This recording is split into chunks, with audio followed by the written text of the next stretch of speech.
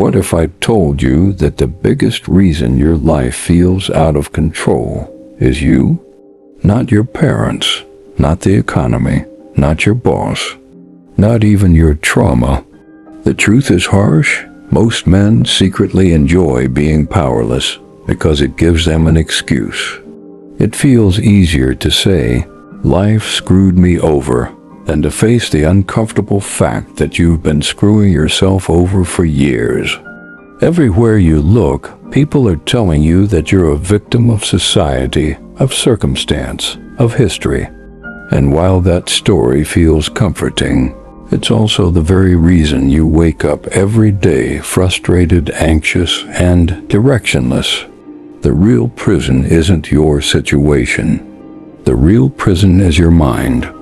And if you're brave enough, I'm going to show you how to break free by tearing apart the very lies you've been told about what it means to be a man in control of his life.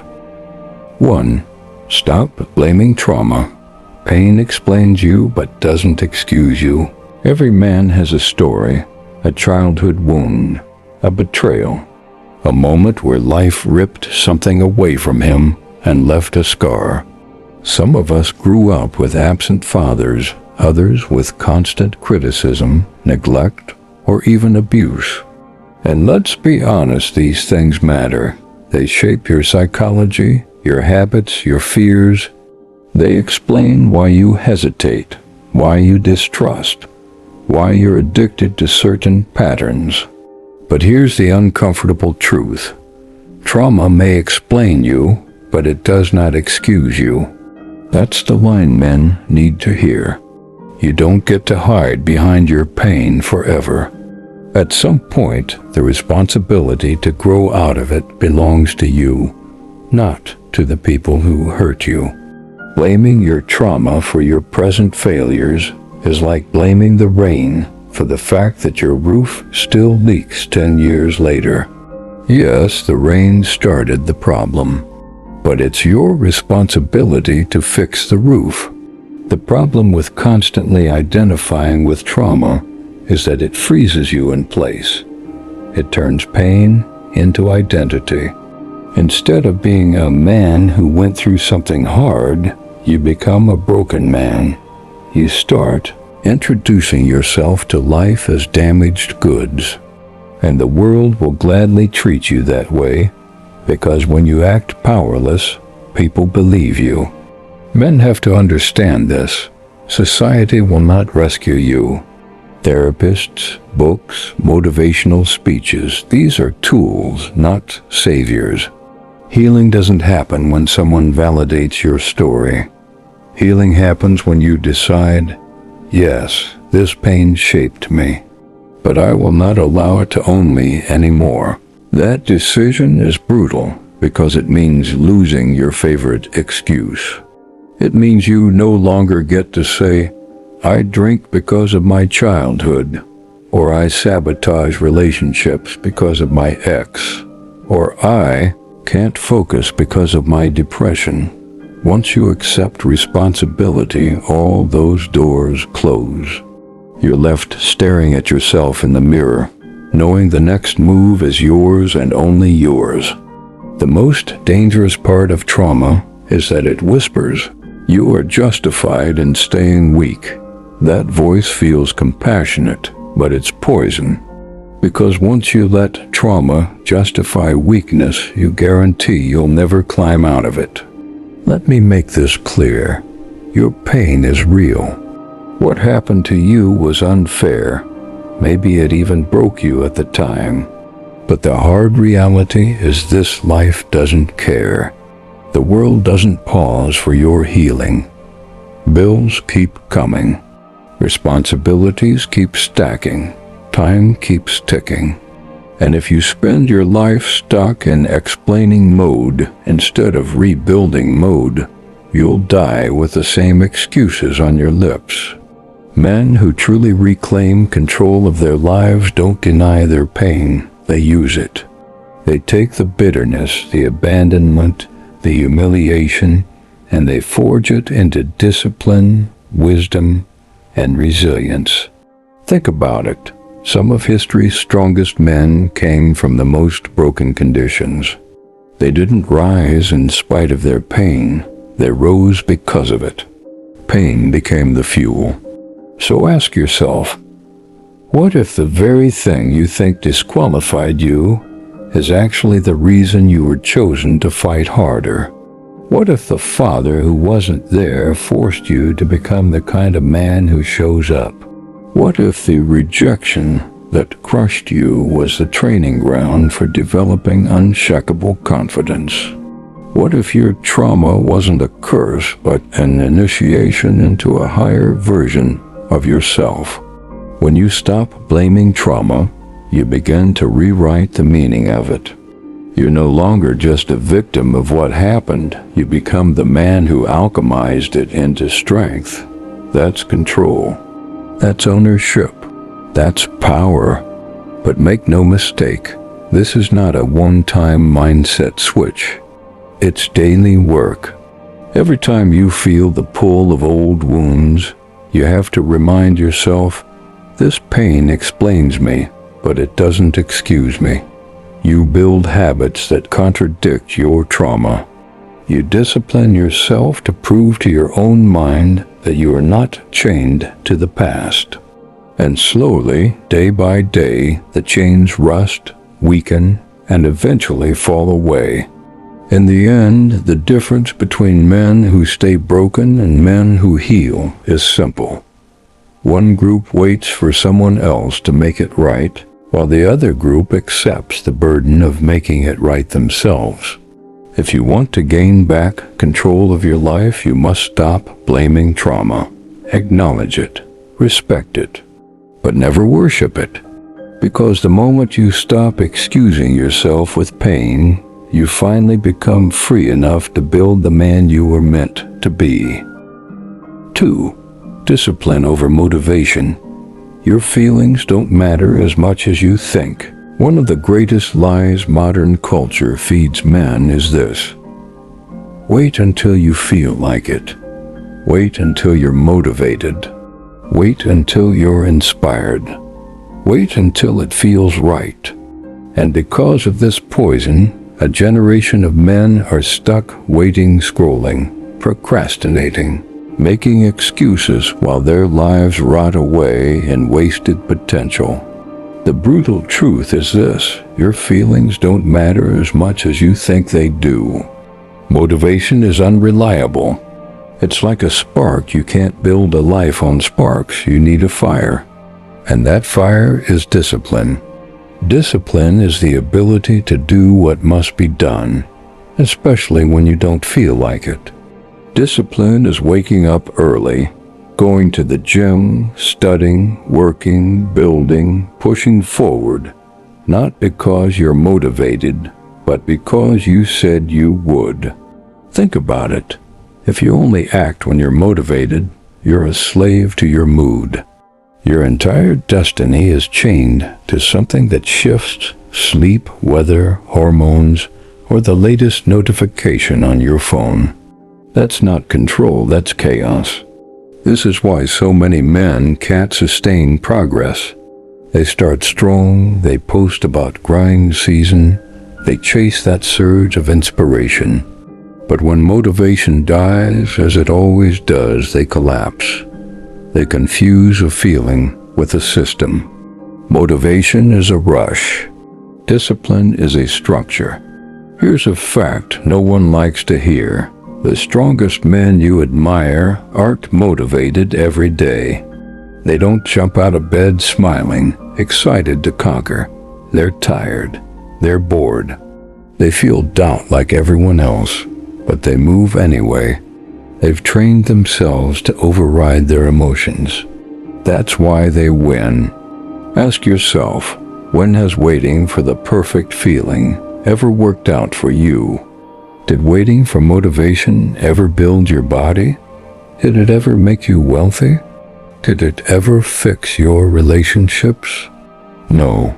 All waiting ever gave you was regret. The truth is, motivation is a luxury. You can't depend on it because it's never promised. But discipline, that's a weapon. It's always available to you. And when you master discipline, you flip the script. Instead of feelings controlling your actions begin to control your feelings. Let me explain. Discipline reshapes emotion. If you wake up tired and go to the gym anyway, what happens after? You feel stronger, prouder, alive. If you sit down to work when you'd rather waste time, what happens after? You feel accomplished, confident, in control. Notice the order. You didn't wait for the feeling, you created it by acting first. That's the secret men refuse to admit. Feelings are a product of action, not the prerequisite for it. And here's where it gets controversial. Today's culture encourages men to be in touch with their feelings, but what it really creates is emotional dependency. You begin to believe that every decision must be checked with your emotions first. That's weakness, because emotions lie, they exaggerate, they seduce you into comfort, and if you obey them blindly, they will destroy you. A man who waits until he feels ready is already finished. Discipline is the antidote. It's the proof that you can act in spite of fear, in spite of laziness, in spite of doubt. And once you taste that, you realize something liberating. Feelings are temporary, but results are permanent. You'll never look back at the workout you forced yourself to do and regret it. You'll never regret the discipline. But you will regret every time you let your feelings stop you. This is why control of your life starts here. Without discipline, every other part of your self-improvement collapses. You can't build confidence without discipline. You can't build wealth without discipline. You can't build respect without discipline. Motivation won't save you, only discipline will. So stop asking, how do I stay motivated? Ask instead, how do I stay disciplined when I don't care, when I'm tired, when I feel nothing? That's the real question. That's where control is forged. The answer is simple. Stop negotiating with yourself. Stop giving feelings the final vote. Act first, feel later. Discipline is the father of freedom, because once you master it, you no longer have to wait for good days, good moods, or good circumstances. You create progress regardless. And that is what separates men who build legacies from men who scroll through them on their phones. 3. Cut out comfort addictions. Pleasure is the real prison. Every man says he wants freedom. But the truth is, most men aren't imprisoned by governments, bosses, or society. They're imprisoned by their own comforts. The things you think relax you, entertain you, or help you cope are often the very chains keeping you stuck where you are. The modern world has given men endless access to comfort. Food, screens, porn, endless entertainment, drugs, alcohol, casual scrolling, cheap dopamine hits on demand. And because it's so easy, most men don't even realize they're addicts. They think they're choosing these pleasures, but in reality, these pleasures are choosing them. Here's the hard truth. Pleasure is the real prison. Why? Because it feels good enough to distract you, but not good enough to fulfill you. Comfort dulls the edge of your ambition. You don't feel pain deeply enough to change, but you don't feel joy deeply enough to thrive. You end up stuck in a numb middle zone, alive, but not living. Think about it. After hours of scrolling, binging, or gaming, do you feel stronger? Do you feel in control? Do you feel like a man moving toward his vision? Or do you feel drained, foggy, and guilty? Comfort promises rest, but it delivers weakness. And weakness, repeated daily, becomes identity. The most dangerous thing about comfort addictions is how normal they seem. Nobody will shame you for spending 5 hours on Netflix. Nobody will confront you for eating junk food every day. Nobody will stop you from wasting years in front of a screen. In fact, society encourages it because a man sedated by pleasure is easier to control than a man disciplined by purpose. Here's where men go wrong. They think control means adding more motivation or more hustle.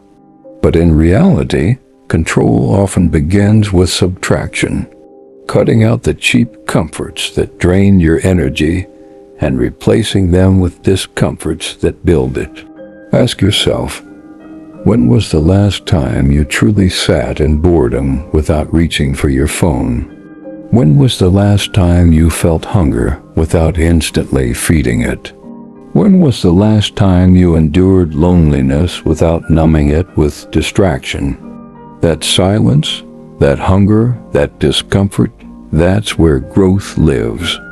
But you never reach it if you keep sedating yourself with pleasure. Here's the paradox. The more you run toward comfort, the weaker and less free you become.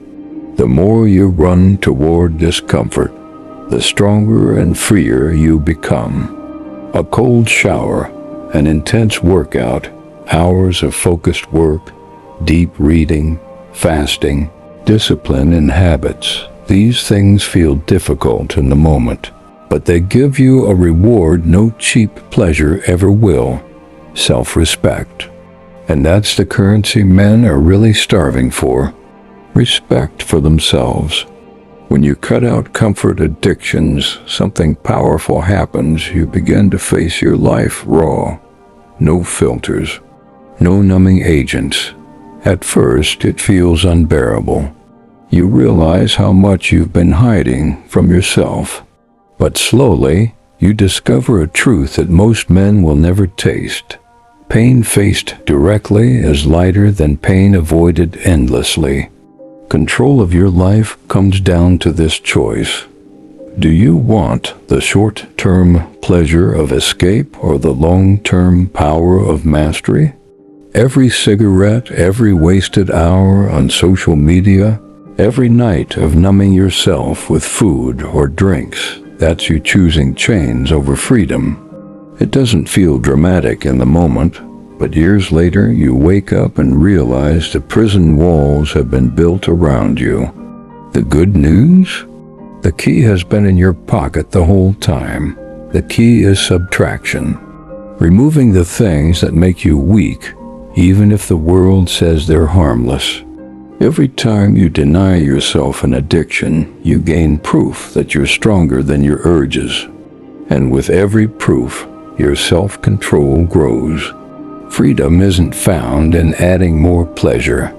Freedom is found in cutting out the pleasures that control you. If you want to gain back control of your life, stop chasing comfort. Sit in the discomfort. Feel the hunger, the boredom, the restlessness. That's the fire where men are reforged. Because once you break free from the prison of comfort, you realize you were never weak. You were just sedated. 4. Quit chasing approval. Respect yourself before demanding respect. Men waste years of their lives begging for something they haven't even given to themselves. Respect. You chase likes on social media. You seek validation from women. You bend yourself to gain the approval of friends, bosses, or family. You modify your words so no one thinks you're too harsh. You avoid risks because you're terrified of looking foolish. And the whole time you're starving for recognition, but you've forgotten the most important truth. A man who doesn't respect himself will never be respected by others. Here's where most men go wrong. They live as if their worth comes from the outside in. They measure their value by how much attention they get, how many people approve of their choices, or how much praise they receive. But that's weakness disguised as ambition. Because when your sense of worth depends on other people's opinions, you're not in control of your life. They are. And let me be blunt. No one respects a man who begs for respect. You can't fake it. You can't posture your way into it. You can't demand it if you don't embody it. Respect has to be earned internally before it's given externally. How do you respect yourself? By keeping your own word. By building habits you're proud of. By refusing to betray your values for cheap approval. By being willing to stand alone when necessary. That's when people notice, because true respect always flows from discipline and integrity, not from applause. The problem is, too many men have become approval addicts. You can see it in how they act around women performing, exaggerating, suppressing their truth just to seem attractive. You can see it in how they act on social media, curating fake images of success while quietly living lives of quiet desperation. You can see it in the workplace men who say yes to everything, terrified of upsetting anyone, even if it means being disrespected daily. If this sounds like you, here's your wake-up call. Stop. Stop humiliating yourself by begging for validation you don't even believe you deserve. Stop looking outward for the respect that only comes from within. Let's be brutally honest. Most men are not respected because there's nothing to respect. They're undisciplined. They break promises to themselves. They live on autopilot. They complain more than they build. And yet, they want women to admire them, friends to look up to them, society to celebrate them. Respect doesn't work that way. Respect is earned, and it begins the moment you decide to stop living as a man who constantly needs permission to exist. Respect yourself first. Wake up earlier than you want to. Keep the commitments you make. Train your body. Sharpen your mind. Speak your truth even when it's unpopular. And here's the real test. Be willing to lose people if it means staying loyal to your values. That's the difference between approval seekers and respected men. One bends, the other stands. This is not about arrogance. Arrogance screams, "Look at me." Self-respect whispers, "I know who I am," and people can sense it. A man who respects himself doesn't have to chase approval. It comes to him naturally, because strength is magnetic. Ask yourself, when you enter a room, are you hoping people like you? Or do you already carry yourself in a way that commands respect? The first mindset is desperation. The second is leadership. Control over your life will never be possible if you're still chasing approval. Why? Because approval shifts constantly. People's opinions change, trends fade, attention moves on. If your worth is tied to that, you'll forever be unstable, tossed around like a leaf in the wind. But when you ground your worth in self-respect, nothing can shake you. Whether people like you or not, you remain steady. Whether you're praised or criticized, you remain unmoved. That stability is what earns long-term respect from others. It's the rare quality of a man who doesn't need validation because he already validated himself. Here's the challenge I'll leave you with. Stop asking, "Do they respect me?" and start asking, "Do I respect myself?" Until the answer is yes, nothing else matters. Respect yourself first and the world will eventually follow.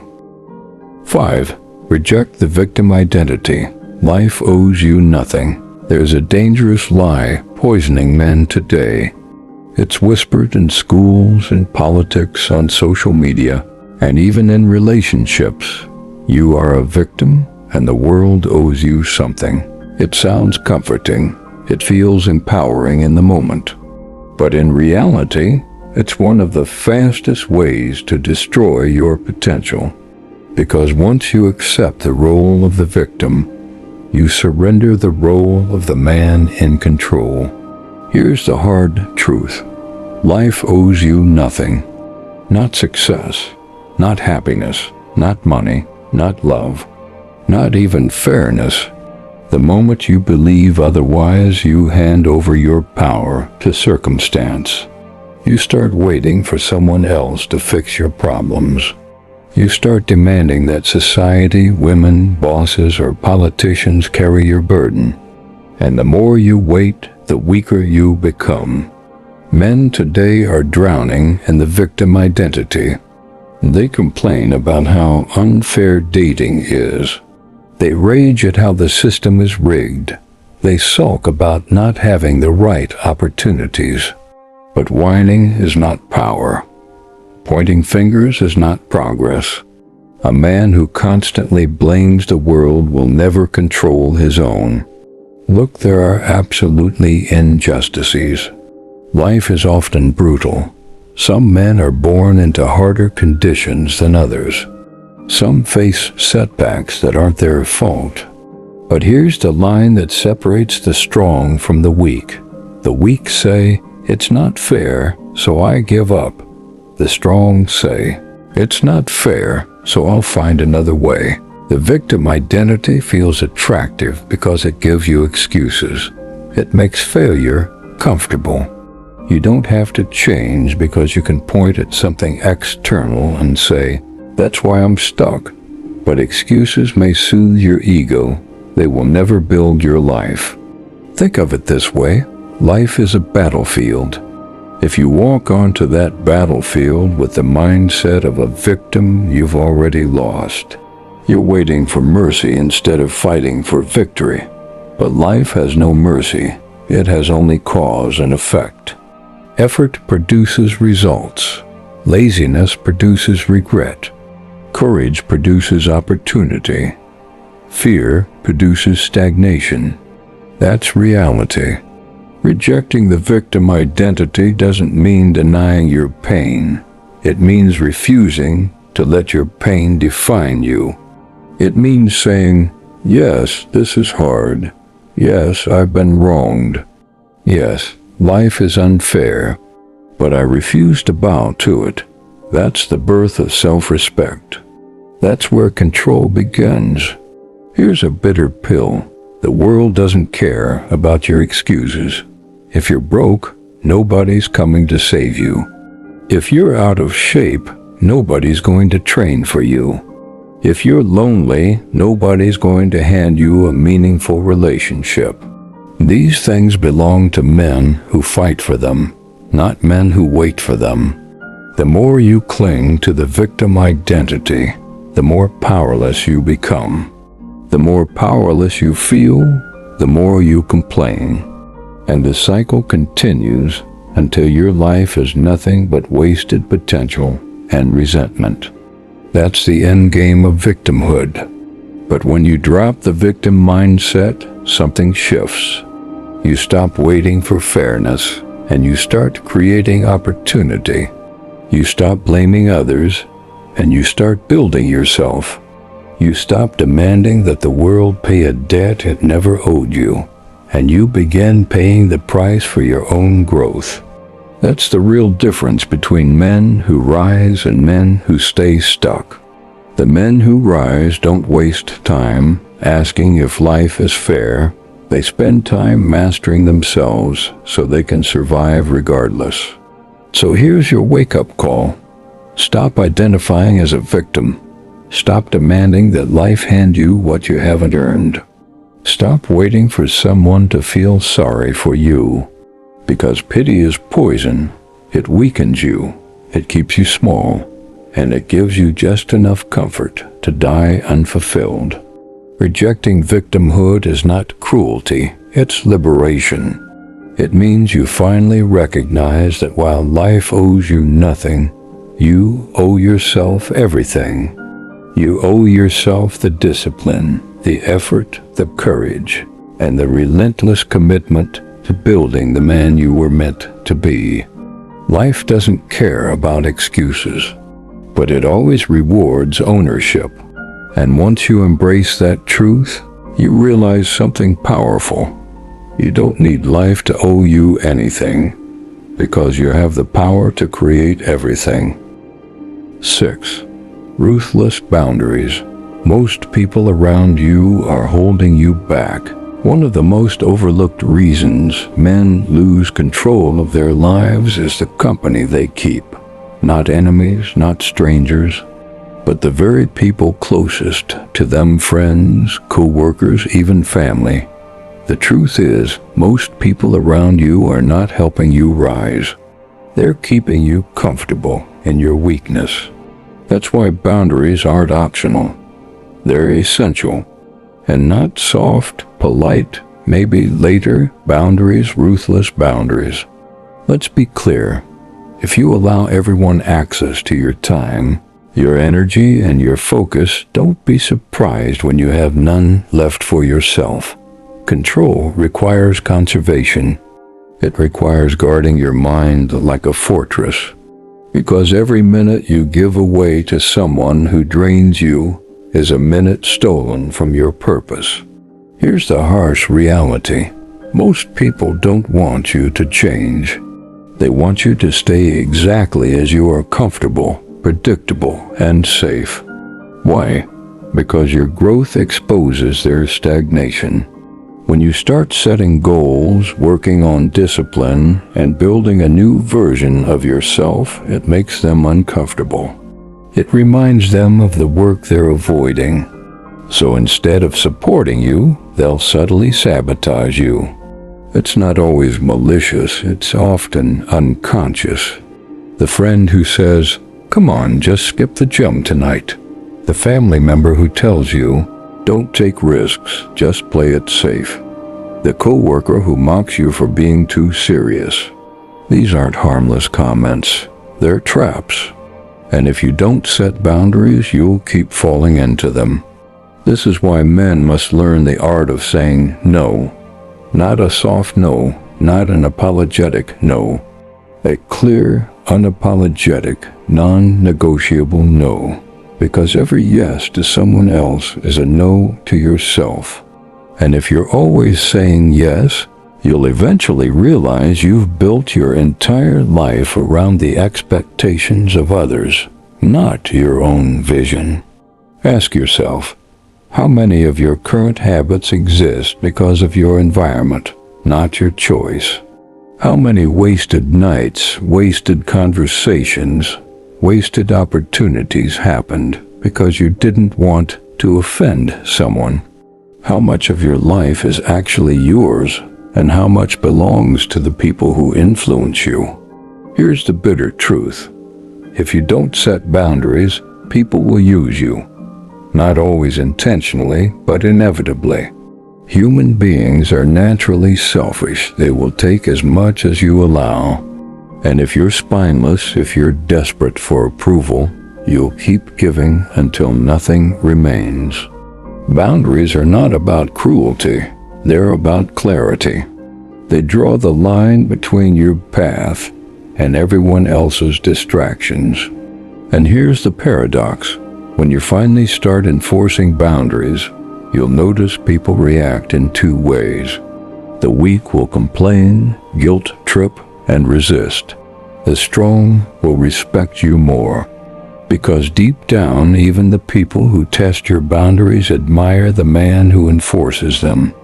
Ruthless boundaries also mean cutting ties when necessary. Some people can't go where you're going. You can try to drag them, but they'll only weigh you down. Sometimes the most loving thing you can do for yourself and for them is to walk away. That takes courage, but it's the only way to make room for people who will sharpen you instead of soften you. Control of your life demands this. Audit your circle. Who around you drains your energy? Who distracts you from discipline? Who mocks your ambition? And who challenges you, pushes you and inspires you? If the balance leans heavily toward the first group, your life will remain stuck, no matter how hard you grind. A man with no boundaries is like a kingdom with broken walls. Any invader can march in and take what they want. But a man with strong, ruthless boundaries is untouchable. He decides who gets access, how much access, and under what terms. That's power. That's control. So stop pretending you can save everyone. Stop sacrificing your growth for the comfort of people who don't want to rise. Stop diluting your vision to fit into their small expectations. You only get one life. Protect it like it matters, because it does. Ruthless boundaries are not about isolation. They're about elevation. Because once you clear the space of those holding you back, you finally have room to build the man you're meant to be. 7. Silence is power. Talk less, do more. Most men waste their power with their mouths. They talk about what they're going to do. They explain their plans. They justify their failures. They debate endlessly online. They post, they argue, they boast. But when it comes time for action, there's nothing to show. Here's the reality. A man who can't control his tongue will never control his life.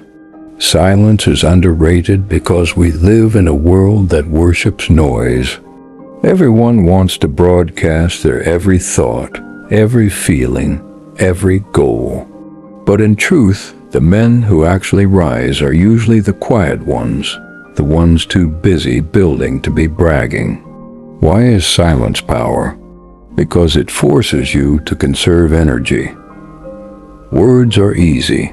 They give you the illusion of progress. You talk about your dreams and your brain releases dopamine as if you've already achieved them. That's why so many men stay stuck. They trick themselves into satisfaction by talking about success instead of earning it. But when you shut your mouth, you remove the illusion. You leave yourself with only one option: action. Silence forces you to confront the uncomfortable truth. Either you do it or you don't. Here's another reason silence is power. It makes you unpredictable. Weak men reveal everything. Their intentions, their insecurities, their plans. Strong men reveal nothing until it's already too late for anyone to stop them. When you keep quiet, people can't read you, can't interfere, can't sabotage.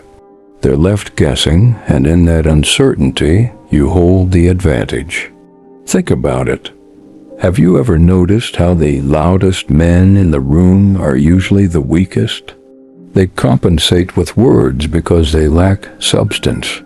Meanwhile, the man who says little but moves with purpose commands attention without even asking for it. That's because silence paired with action creates presence. Silence also protects you from your worst enemy, your ego.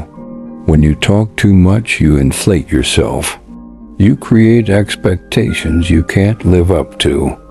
You make promises you don't keep. And every time you fall short, you lose credibility. But when you let your results speak, there's no ego, no false image, only proof. Control of your life requires mastering this discipline. Stop announcing and start executing. Stop debating and start demonstrating. Stop wasting breath on convincing others and put that energy into convincing yourself through action. But don't mistake silence for passivity. Silence isn't weakness, it's precision. It's the decision to use your words like a sword sparingly, strategically, and only when necessary. Most men spray words like bullets, hitting nothing. The disciplined man uses silence like a sniper rifle. When he speaks, it matters. Here's the truth most men don't want to hear. The world doesn't care about your opinions. your excuses, or your future plans. It only respects results. You don't need to explain who you are, be it. You don't need to talk about what you'll achieve it. Every second spent talking about what you'll do is a second stolen from actually doing it. Let me challenge you. Imagine staying silent about your goals for 1 year. No announcements, no explanations, no approval seeking, just work. Imagine what you'd build if all that energy you spend talking went into action. Imagine how much stronger, sharper, and respected you'd become, not because of what you said, but because of what you showed. This is a discipline most men avoid because silence is uncomfortable. It removes the easy dopamine hit of validation. But that discomfort is exactly what makes it powerful. It trains you to detach from other people's opinions and focus solely on the only thing that matters: execution. So talk less. Let others waste breath debating, gossiping, and seeking validation. You keep building in silence. Keep sharpening your craft. Keep stacking victories quietly until one day you walk into the room and your presence alone silences everyone else. Because true power doesn't announce itself. It arrives quietly and changes everything.